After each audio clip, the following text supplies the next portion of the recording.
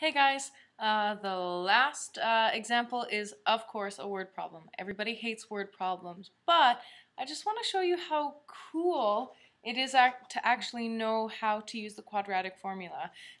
Things that we've learned before is things like area, surface area of a cone, and I think that's something that you might have learned in grade 9. It comes back, guys, and why? Because we have a quadratic formula that we would like to solve. Remember, our first things that we do is we factor. When that doesn't work, we use completing the square. When that doesn't work, we use the quadratic formula. This is a type of word problem that the quadratic formula is actually going to be the easiest to use. So, let's just read through it.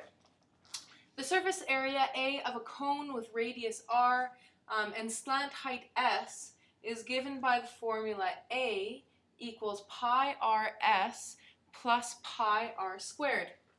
A cone, a given cone, a specific one, has a surface area of 300 centimeters squared and a slant height of 15 centimeters. So what is that radius? Well, let's write down the things that we know already. We already know that area is 300 centimeters, sorry, not cubed, but squared. What else do we know? Well, we know that the slant height equals 15 centimeters. I just want to draw your attention to something. This does not mean 300 squared, okay? It's just it just is squared units, not squaring this whole number. Remember, the squared is always goes beside, or the exponent always applies to the thing that it's right beside.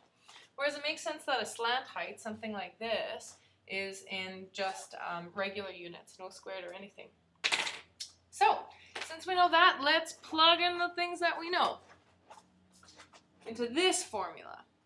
So 300 equals pi r, we don't know what r is, but we do know what s is, 15 plus pi r squared. I just want to jiggle around this formula so that it looks something that's a little bit more familiar. What we want to do is we want to set this equal to 0. So that means that we need to subtract 300 from both sides. And I want to just put my pi r squared first because we're familiar with that. And we want to have our 15 pi r. That's the same thing as pi r 15. I just made it look nicer. That's all. Alright, so this should look pretty familiar. We have pi being our A. We have plus 15 being our B. And we have negative 300 being our C. So let's plunk that into that formula, shall we? Since we're using r's, oh guys, look at what I did mistakenly, okay? I did not circle that pi. That's a mistake, okay? You should actually have that pi in there. So 15 pi is B, not just 15, okay? So since the variable here is r, we use r. We usually use x, but in this scenario it's r, so that's what we're going to use. So r, not x, equals negative 15 pi plus or minus the square root of 15 pi squared minus 4 minus a, which is pi, minus c, which is negative 300, all over 2a, which is pi. All right? So then we're just doing some simplification here. R equals negative 15 pi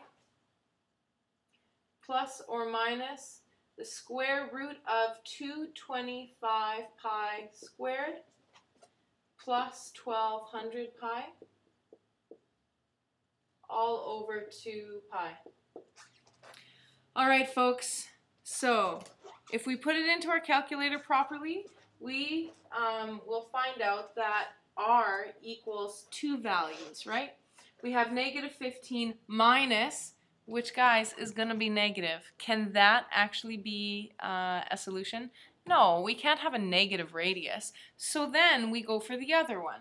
We say negative 15 pi plus this, let's face it, it's a bit of a dog's breakfast. It's a little bit complicated. Divided by 2 pi. So we want to go for the positive here. We want to use the plus. When we do that, we get the final answer of 4.82 centimeters. If you've done it correctly, you're going to get 4.82. If you haven't done it correctly, I guarantee you're going to get something like 47 or something like that. You guys just got to get to know your calculators. If you have some problems with punching those numbers into your calculators, please come to me with questions tomorrow.